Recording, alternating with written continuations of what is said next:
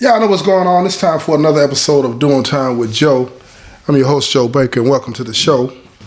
In the streets, a lot of people get involved in a lot of things that come back to home. A lot of the dope boys that I know, once upon a time, they were smokers. Them and their female, you know what I'm saying? And to get that work so they could get high, they would sometimes do things that they wouldn't be proud of today, sell themselves, going to the stores, stealing lighters and batteries and stuff like that, little odd stuff, weird stuff, that most people wouldn't even see any value in. But, they take what they can get and they sell it to whomever will buy it so they can get them their next fix. And then that day comes when they realize that, they don't want to get high no more. But they see an opportunity to get money. If you know all the people that's getting high and all the different things that's going on and how they hang out, where they live, and when they need it, and you willing to get it for them and all this and that, then you can start cutting you a little bit of money off, and next thing you know, you that guy. That's what happened to Jamal and Monica. Jamal and Monica, once upon a time, was two smokers. I'm talking about they were known. They just would do anything for that dope, and Monica didn't mind. She had been with most of the men in the neighborhood in one way or another. She didn't care. And Jamal didn't either, as long as they were getting high. But when that day came and Jamal decided he was done, Monica decided she was done as well. And before you knew it, Jamal was that guy. He was getting it. I'm talking about shaking the spot. Money coming in fast. Like I say, because he knew everybody. He knew everybody that got high. And they could trust him. When they didn't have something, he would front them because he knew what it felt like to be sick, you know what I'm saying, and not be able to get anything when you don't have any money. So he cut him a little slack, and Monica did too. But here's the thing. What goes up comes down too, right? Because there was some dudes that used to get, supply Jamal and Monica all of their dope. They failed. But here's the thing. This is weird how the game is always up and down. It's ebbs and flows, peaks and valleys, right? One of the dudes that used to trick off with Monica and give her that dope, now he was on that dope. And he happened to come by the house, to get him something to smoke. And Jamal wasn't there. But see, dude started remembering what it was like to be with Monica. She had that flair. It was something about her, They say she had that wet. Y'all know what I'm talking about out there, that wet. And it was something about her that lit him up when he walked into that room and he saw her. She was cleaned up, y'all. I'm talking about a dime piece, hips and everything. You know what I'm talking about? And she was walking across the floor and, he could hear the heels hitting the floor and all this and that, and her body was just moving and he was mesmerized. Plus, he was already still a little high. So he stood up and his mind flashed back and he started to try to push up on her like, he was that dude once again. But she looking at him now like, nah, I'm not on that. I'm going to give you what you need. You can get on up out of here. But she offended him, pissed him off. So he grabbed her and said, you think you better than me? You think you can treat me like this? I remember when you was like me. I remember when you were where I'm at. You ain't gonna treat me like this. Then he reached back and he smacked her. She fell back and grabbed her face, upset. Fear struck all over, right? She don't know what to do. She looks around. Jamal is nowhere to be found. She's hoping that he hurry up and get back to the house, but he's not showing up. So now, dude, he approached her. And while he walking up on her, he's unzipping his pants and taking his pants down. He tell her, get naked. She looks at him and says, I'm not doing that. And as he got closer to her, he said, you're going to do what I tell you to do. And he ripped her dress off. Y'all know what happened next. He had his way with her. She's screaming the whole time, but Jamal is nowhere to be found. He's not there. He can't help her. He can't save her. And while dude is on top of her having his way with her, she reaches around on the table. And on the table, she grabbed an ashtray, one of them heavy ones. You know what I'm saying? One of them heavy ashtrays that is made out of that glass, but it's that real thick glass. You got to really hit something to break it. You know what I'm talking about. Y'all know what I'm talking about back in the day. She grabs it. She gets a good grip on it. And she reaches up and she hits him right in the back of the head. And when she hit him, he raised up on her. And he looking down at her, and the blood creeped across his forehead and came down his face. And then he looked at her and he got angry. And then before he could even react and do anything to her, she hit him again. And he fell to the side. And when he fell to the side, he was gone. He was unconscious. She lay there for a couple of seconds until she could push him up off of her. When she pushed him up off of her, she looked at him, rolled him over. He was still breathing, y'all. He was still breathing. So she got herself together, put on her clothes, and ran up out of there. She went looking for Jamal. She found him. And she told him everything that had happened. They get back to the house.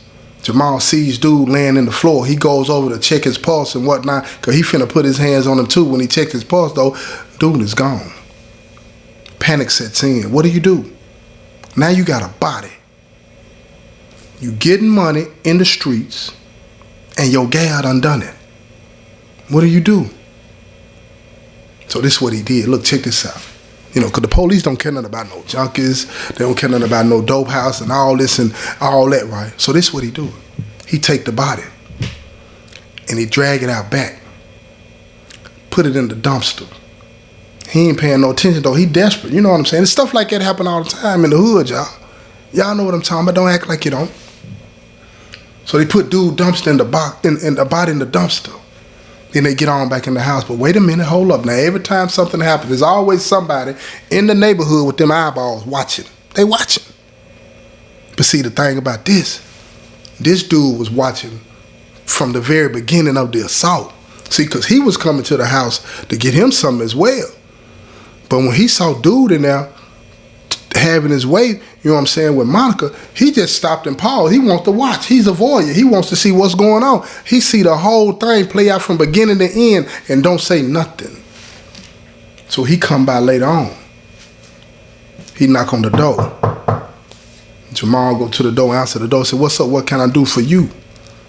Dude said, "I need to talk to you." He said, "All right then, that's what's up." He said, "Come on in the back." Jamal think he might have a lot more money than he wants anybody in the house to see, so he takes him in the back to give him a little privacy. So, you know how they go when you're getting that money. So he gets in the room. He said, "Man, you might want your girl to come in here too, right?" So Jamal, he a street dude. His spidey senses kick in. He understand what's going on. He said, "Hold up, man. Whatever you need to talk about, talk to me about it." He said, "Man, I seen what happened today, man. I seen what went down." So Jamal playing him to the left. He said, "What you talking about?"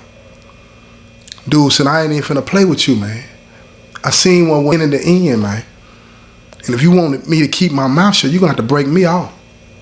So Jamal looks at him. He said, "Man, I ain't breaking you off nothing." He said, "Then I'm gonna go to the police." Jamal said, hold up. Don't do that.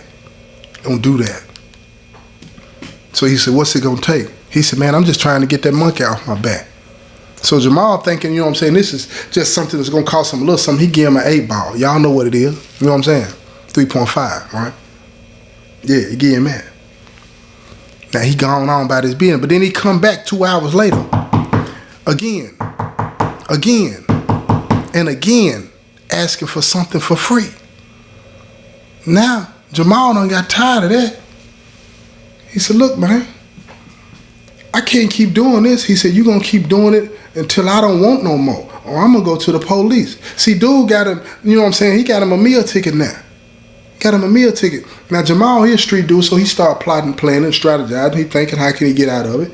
Him and Monica laying in the bed that night, and they thinking, both of them, putting their minds together, and they come up with a plot. What if we get him over? Because, I'm already in enough trouble, but that would solve that problem. But then we be in deeper. So then Jamal said, "Man, I'm just going to get him over here and I'm going to pay him some money." You know what I'm saying? And then I'm going to let him know, look, this is it. Don't come back. And if you come back, I'm going to do something to you.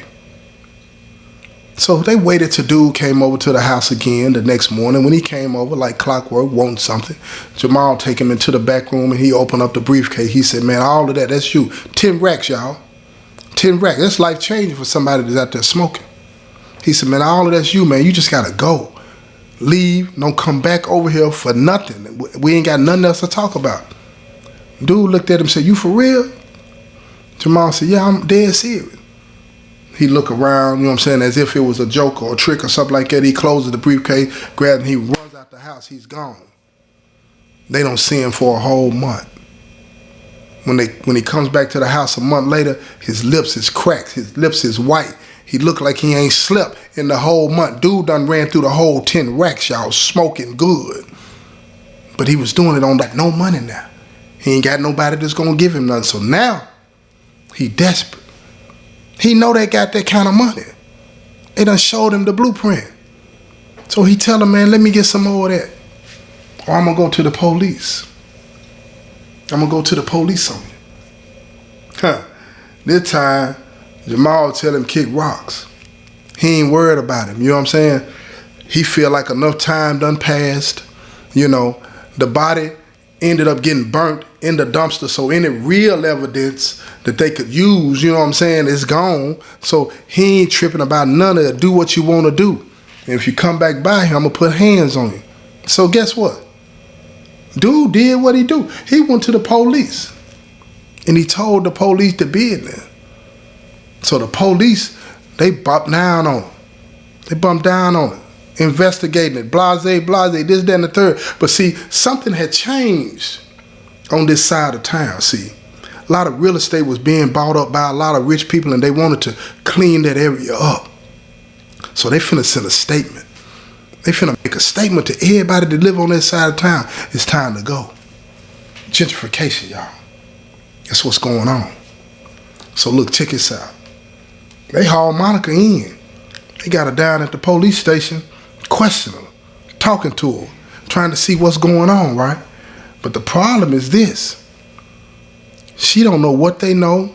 She spooked. She scared to death. She don't know what she gonna do and how she gonna get out of this. But she go down there and she keep talking. She keep talking, trying to talk her way out of it. But they know she used to be a smoker. They know what her life used to be like. They know. So they putting the pressure on. And then here's what happened. You put enough pressure on somebody that been smoking, you trigger them. Ain't nowhere to run, ain't nowhere to hide. It is what it is. It is what it is. So here's what happened. Let me tell y'all now, pay attention now. I want y'all to keep up with me. She gets in there and she's talking. She's telling them she wasn't here, she wasn't there, this and that and third. Police lying to her, telling her they got a witness that, you know what I'm saying, that seen her having sex with this dude. If you having sex with him and your boyfriend didn't know and you got caught, did your boyfriend do it? Tell us he did it and we're going to let you go. We'll go get him. She's like, no, he didn't do it. They said, well, who did it? And before you knew it, it came out of her mouth. He raped me. So the detective, they pause, they look at her. Because they know that's how it is in the streets, you know, in situations like that, dealing with these females. So they go get a female detective and bring her in there. But see, before she goes in there, they talk outside the interrogation room and they tell her, say, look, listen to me. We understand that she's saying that she might be raping. It may be true, it may not be true, but we need you to get a full statement of what happened. So you're going to have to play on what went on and play on her emotion. The detective said, I got you. She goes in there, she sits down in front of Monica. She says, girl, I have to touch this subject because I know how this thing go. I've been there before. I just need you to tell me everything that happened so I can best help you. So you won't end up spending the rest of your life in prison for something that you are trying to protect yourself from. So Monica sat there, she starts crying, and again, like I say, she used to be a junkie, and now that monkey's back on her back, and she don't know what to do, and she's trying to get that itch off of her, and she starts to confess, and she's writing and writing and writing, and she tells exactly what's going on. So the detective looks at the statement, she reads the statement, she said, is there anything else that you want to say? Is there anything else that you want to tell us? And she says, no. She said, well, who put the body in the dumpster? And then that's when Monica snapped back. This woman is not here to help me. So she got in her protective mode and she said, I did. So the detective looked at her, she said, you telling me you weigh roughly 120, 130 pounds, you picked up a man, dead weight, carried it out the house, threw him in the dumpster all by yourself? And she looked at her and said, yeah, I did that. She said, so is that the story you're sticking to? She was like, that's the story I'm sticking to. She said, now you know, if I find out that you're lying, I can't help you. And that's when Monica settled in and she realized the whole time. She told her, she said, I know you're not here to help me. You're here to get a statement from me. I done gave you what you want. Now go on and go and do what you do. So the female detective looked at her, pushed back from the table, stood up, and she said, girl, I'm sorry about what happened to you, but I'm just doing my job.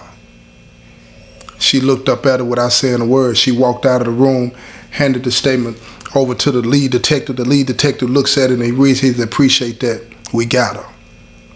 They go in there, tell her to stand up, put her hands behind her back, and they charge her with murder, and they arrest her. They take her down to the booking room, they take her picture, fingerprints, and they lock her up. Her first phone call is to Jamal. When she gets Jamal on the phone, she tells him that they got her. They got her. And she gonna hold strong though. She asked Jamal, she said, you gonna be there for me? Are you gonna stick by me? And he tells her to the end, I'm with you. She said, will you go get me a lawyer? So Jamal jumps into action. The next morning he goes to get a lawyer, and one of the best. Because like I said, they've been getting their money. They got that being raped. Jamal telling the lawyer the whole business, everything. Everything. He even told the lawyer that he helped put the body in the dumpster, something that the police didn't know because Monica done told them that she did it herself. So the police know the whole story, so now he gonna fight it on that. She's a victim. He gonna fight it, but he tells Jamal he needs a little bit more money. He milking him. See, that's how the system works too, right? When a lawyer know he got you on the hook and a lawyer know that he got somebody that got that bread, he gonna keep coming back. That's when you get, you know what I'm saying, put in that situation where you vulnerable. You give up all your money trying to save somebody that you love. That's just what it is, whether you legitimate or not. So he paying dude. He getting him that bread, breaking him off. So the trial comes. When they get at the trial, they want to lay the whole pitch out. The DA gets up and he tells the jury, he says, listen, we got a cold-blooded murderer here. She says that she was being assaulted and raped, but she put the body in. If a person is being raped and after they get assaulted, what mindset are they in to the point to where they'll take the body and put it in a dumpster and then the body gets burned? Did they do it? We don't know. We're not charging her with that. But the judge let them say that. But if she was a real rape victim, she would have came down and reported it and we would have done something about it. See, what a lot of people don't understand about that, when you in the street, legitimate ways to protect yourself in situations like that, they don't apply. What you gonna go down there and do and tell him I was selling dope, he came by to get some dope from me, but he raped me? Is that gonna be her defense? Who's gonna listen? Nobody's gonna listen. Most people are gonna say she deserves it. And that's not true. But that's what some people will say. So her lawyer gets up and he starts to paint this picture. He says, I'm gonna tell you the story about Monica. I'm gonna tell you a story about someone that was addicted to drugs and found herself in a situation where she was being assaulted and she couldn't go to the police for help. And that's the story I want y'all to understand and hear. Because in that story, you're gonna can be put in a position where she could be raped and she can't even come and ask for help because she'll find herself in worse trouble. Oh yeah, it's true. It happens like that in society. And if y'all want to know how this story turns out, you're gonna have to tune in to the next episode, right? This has been another episode of Doing Time with Joe. I'm your host, Joe Baker, and I say peace, y'all.